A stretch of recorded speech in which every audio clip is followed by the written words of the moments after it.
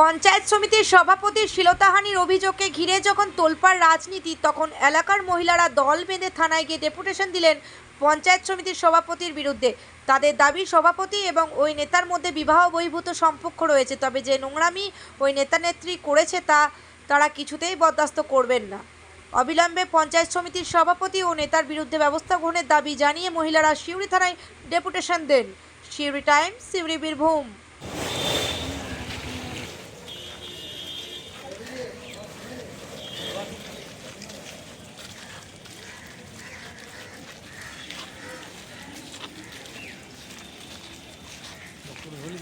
অগ্নি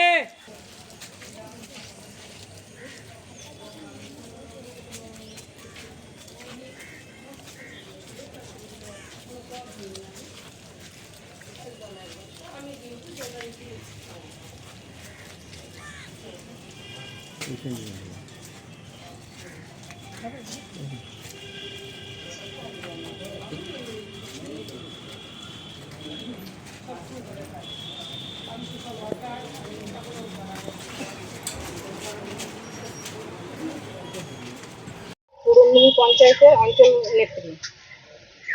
আমরা কালকে যে ঘটনাটা হয়েছে আমাদের পঞ্চায়েত সমিতির সভাপতি, এই নোংরামিটা আমরা মানবো না, মানছি না। তাহলে এই নোংরামি চলতে দেওয়া যাবে না। ছেলেমেয়েরা কি অভিযোগ?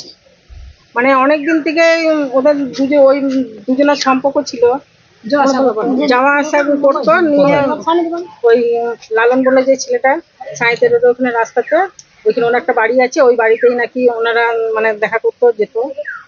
নিয়ে কালকে নাকি সবাই মানে ওদেরকে ওখানে ধরেছে বললো। তো আজকে কি জন্য এসেছিলেন থানায়? আমরা থানায় এসেছি, যা মানে এই নোংরামি আমরা মানবো না। মানে ছেলে মেয়েরা বড় হচ্ছে, তারপরে আমাদের মহিলাদের তো মানে নিজে একটা পঞ্চায়েত সমিতির নোংরামি করে, আরো ছেলে বউ আছে, সব আছে। আমাদের বাড়িতে সামনে, এনাদের বাড়ির পাশে। আমি তো পঞ্চায়েত সমিতি এসেছি। কি নাম আপনার? আশারানী দে। কোন পদে আছেন? আমি অঞ্চল নেত্রী। মেম্বার। কি কাকে কি বললেন? কি বলবো, এটাই ব্যাপার যে যে ওইটা নোংরামো করা চলবে না। সবাই সমাজে বাস করতে গেলে সবাই তো ঠিকঠাক থাকতে হবে। এরকম ভাবে যদি এরকম করে সব ছেলে মেয়েরা তো শিখবে এটা। এটাই বলো। রূপা দিয়া লালন দা এরকম রুমে আছে। এটা পরিষ্কার করে নাম দুটো বলুন। কে কে? লালন দা আর রূপা। কি করছিল? কি জানতে পেরেছে এটাই যে ওই রুমে ছিল ওরা 2টা থেকে 5টা অবধি। আপনাদের ওখান থেকে কিভাবে ধরেছেন? ধরেছেন, আরো ছেলে মেয়েরা ধরেছে। কি অবস্থায় পেয়েছে? দুজনে তো একসাথে বেরোলো ওইটাই ফুলে। হ্যাঁ, বলছে মানে কাজের জন্য গেছিল, কি বললেন? ওইটাই দেখেছি। ওরা তো বলছে আমাদের অফিসিয়াল কাজের জন্য আমরা গেছিলাম। কি বললেন? সেটা তা থেকে আমরা একসঙ্গে ঢুকেছি, একসঙ্গে থেকেছে, সেটা তারপরে সেটা অনেক কিছু তো বলতেই পারে। এখন আজকে কোথায় জানালেন? বললেন? হ্যাঁ বললাম। আমরা কোন দল করেন? এখন